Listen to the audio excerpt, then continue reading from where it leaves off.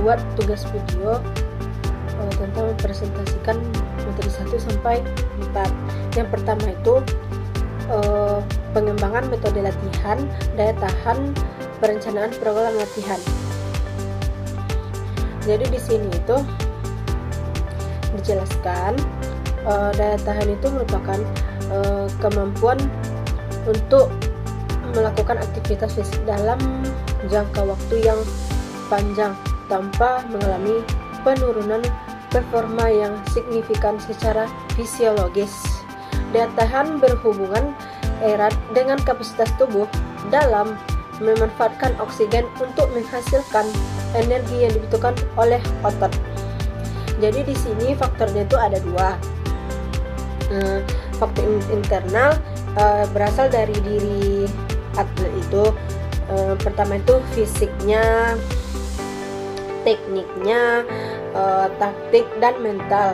Kalau faktor eksternal itu berasal dari luar diri atlet. Jadi di situ tuh ada pelatih yang berkualitas. Kalau pelatihnya tidak berkualitas, maka atletnya percuma saja mengembangkan bakatnya. Karena atlet yang begitu bagus latihan fisiknya, kalau pelatihnya tidak bagus, percuma saja. Yang kedua itu sarana prasarana. Yang ketiga cuaca. Kalau cuacanya tergantung cuaca sih, atau dingin atau panas itu mempengaruhi performa kita juga. Terus dana, terus organisasi yang baik. Jadi nutrisi yang baik itu untuk kita itu 60 gram sampai 90 gram. Jadi performa atlet itu perlu latihan yang diatur agar mengembangkan kekuatan dan ketahanan dalam diri atlet. Contoh latihannya itu seperti interval training. Itu daya tahan kita tuh harus kuat. Kalau tidak kuat, kita bakalan mati atau tepar. Soalnya latihan itu tuh sangat menguras tenaga. Yang kedua tuh latihan aerobik dasar. Itu tuh seperti senam juga, tapi yang dasar-dasarnya memerlukan daya tahan juga.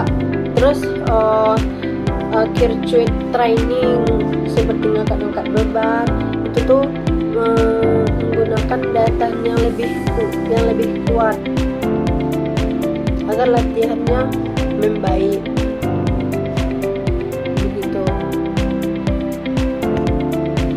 Jadi daya tahan itu merupakan kemampuan yang penting dalam tubuh kita melakukan aktivitas fisik dalam jangka waktu yang lama tanpa mengalami penurunan performa yang ada dalam diri kita. Sekian, terima kasih. Yang kedua itu latihan kekuatan. Latihan kekuatan ini adalah bentuk aktivitas fisik yang melibatkan kontraksi otak dengan melawan tahanan tertentu, baik menggunakan beban tubuh atau peralatan maupun mesin. Tujuan utamanya meningkatkan kemampuan otot untuk menghasilkan tenaga, memperbesar massa otot, serta memperbaiki performa fisik. Latihan kerjanya itu meningkatkan kemampuan otot dalam menghasilkan tenaga, membentuk tubuh yang profesional, meningkatkan daya tahan otot, mencegah cedera otot maupun sendi-sendinya.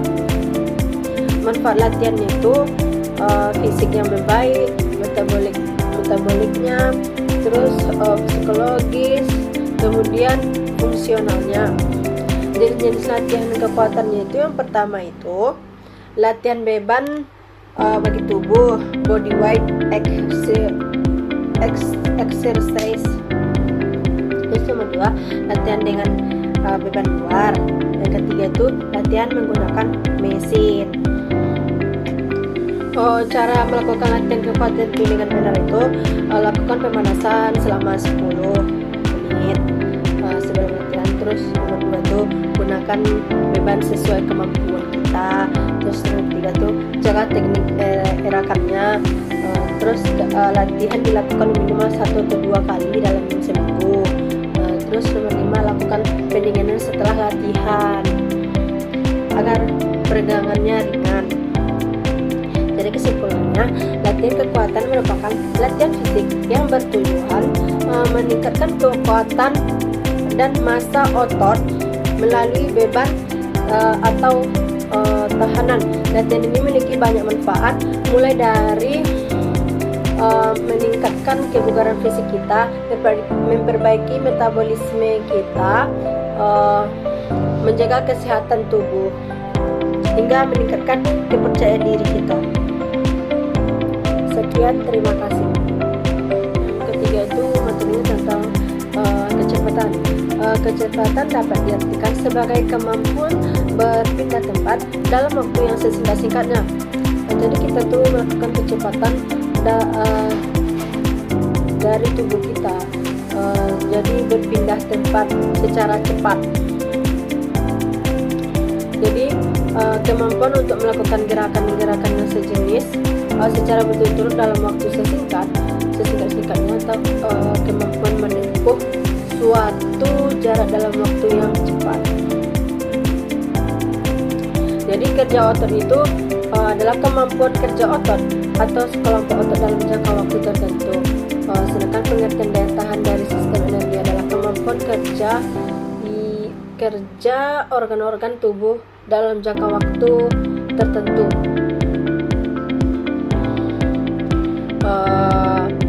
Poin-poinnya yang pertama itu kekuatan kecepatan.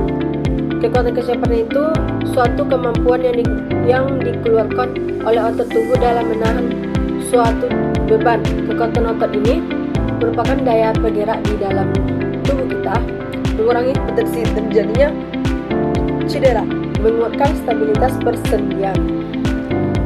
Kalau kelincahan, kemampuan mengubah posisi tubuh atau arah gerakan tubuh dengan cepat ketika sedang bergerak cepat tanpa kehilangan keseimbangan atau kesadaran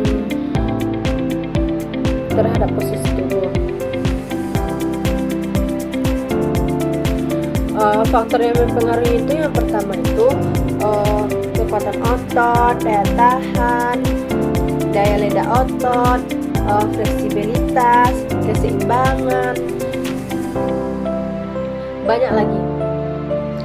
Jadi mempengaruhi kecepatan, yang pertama itu, ini faktor yang mempengaruhi kecepatan itu teknik kita lari itu sangat mempengaruhi kecepatan bagi seorang atlet. Yang kedua itu koordinasi geraknya. Yang ketiga jenis-jenis serat otot. Yang keempat pengalamannya. Jadi bentuk-bentuk latihan yang kecepatan itu seperti sprint. Sprint kita tuh kan berlari di track. Jadi kita menentukan kecepatan kita di situ. Kita harus melaju cepat agar terbentuk latihannya gitu. Yang kedua itu latihan pliometrik seperti melompat gitu, melompat dengan cepat. Terus interval training itu latihannya konsisten, harus cepat juga, karena interval training lari secepatnya. Jadi kita harus lari secepat-cepatnya. Jadi kesimpulannya itu, kecepatan merupakan faktor penting dalam tubuh kita atau dalam olahraga yang mempengaruhi performa atlet dalam berbagai cabang kemampuan untuk bergerak cepat, baik dalam sprint atau reaksi maupun perubahan arah. Sangat dibutuhkan. Kecepatan dapat ditingkatkan melalui latihan. Jadi fokus pada kekuatan otot, fleksibilitas dan koordinasinya. Kecepatan reaksi juga berperan penting. Dengan latihan yang tepat, atlet dapat meningkatkan kecepatan dan mencapai. Yang keempat itu pengembangan metode latihan. kelentukan dan kelenturan. Kelentukan itu atau kelenturan adalah salah satu komponen kondisi fisik yang sangat penting dalam menunjang aktivitas gerakan manusia, baik dalam kehidupan sehari-hari maupun dalam olahraga prestasi secara umum. Kelentukan dapat diartikan sebagai kemampuan seseorang untuk menggerakkan tubuh kesehari-hari, pergerakan sendi-sendinya melalui ruang gerak yang maksimal. Kelentukan berkaitan erat dengan elastisitas otot, tendon atau ligamen yang bekerja sama dalam menginginkan tubuh bergerak secara leluasa. Lanjut, yang poin kedua itu faktor yang mempengaruhi kelentukan dan kelenturan. Yang pertama itu internal. Yang internal itu ada struktur sendi kita, elastisitas ototnya, usia.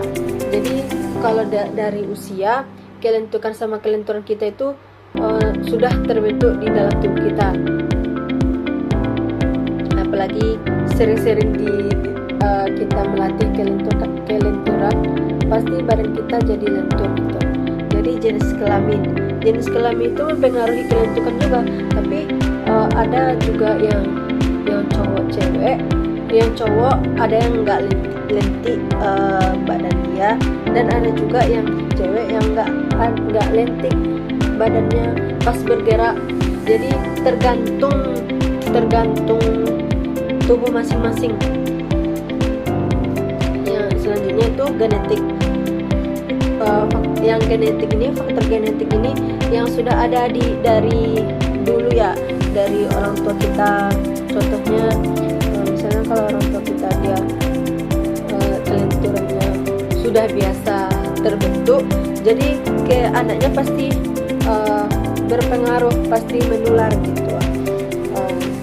Kemudian suhu tubuh. Kalau suhu tubuh kita baik-baik saja, pasti kelenturannya pun akan bagus, karena suhu tubuh kita tuh harus membaik. Kalau tidak baik, kelenturan itu tidak akan bisa dapat dilenturkan gitu. Karena badan kita itu suhunya itu harus bagus. Terus yang kedua itu yang eksternal. Yang eksternal itu faktornya aktivitas fisik dari umur 1 tahunan latihan. Yang kedua itu kebiasaan, nggak 1 tahunan, dari berumur lah, yang sudah bisa beraktivitas. Untuk kebiasaan sehari-hari, lingkungan, suhu sekitar, atau pakaian atau peralatannya. Jadi manfaatnya itu meningkatkan ruang gerak sendi kita, mengurangi risiko cedera kita. Kalau kita biasanya bisa kelenturan atau melentukkan itu,